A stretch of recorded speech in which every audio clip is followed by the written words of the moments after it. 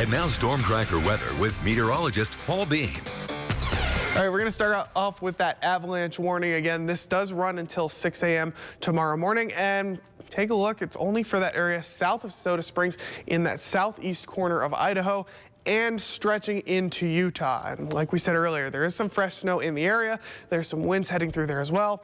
And of course, that also has some risk of man-made avalanches as well. So if you're just in that region, be very careful, especially, and if you're planning on going snowmobiling, I'd recommend just holding off because it is going to be a little bit messy out there. Definitely don't want to incite any man-made avalanches. Looking at that storm tracker though, that fresh snow that we saw that caused that avalanche warning is the last snow we're getting for a bit. We're seeing a little bit of a break.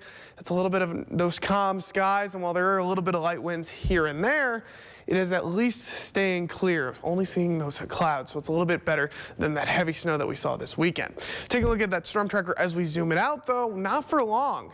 We got some moisture heading in from the Pacific Ocean. That's going to move in, but only for the Central Mountains and the Tetons. For the Snake River Plain, we're going to be in that nice sweet spot that it's not seeing any snow for tomorrow, but it's going to start to encroach on us starting closer to Thursday and Friday, whereas everybody else is getting it a little bit earlier.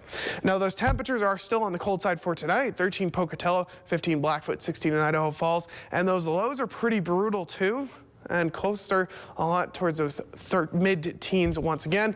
But as we hit those highs, take a look, warming back up. 40 in Pocatello, 36 in Idaho Falls. So instead of those low 30s that we've gotten used to, we're back up to breaking 40 in Pocatello, and 36 isn't really that is pretty high compared to what we've been seeing in Idaho Falls as well, although there are a couple cold spots out there. Du Bois 18, 20 over in Yellowstone, but for the most part there is a warming trend in the area regardless of that snow that's hitting the mountains.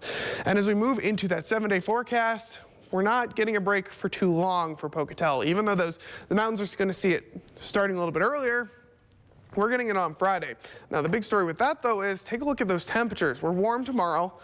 It cools back down to 37, then it warms back up. We're breaking those 40s for the first time in quite a while. Idaho Falls very similar. Thursday, Friday, Saturday, Sunday, we see that snow, but that's when those temperatures peak as well. Friday, 36, Saturday, 34.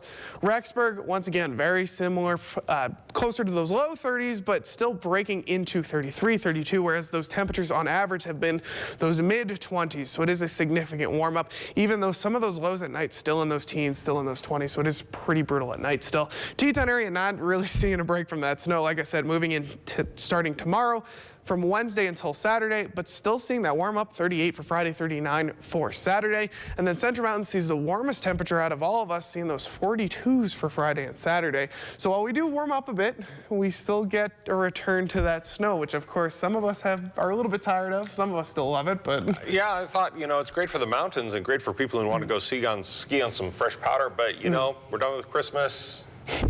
I think we could just probably just go away with the snow. Well, we still have January, February, and March, so. Thank you for reminding me of that one, Paul. All right, thanks.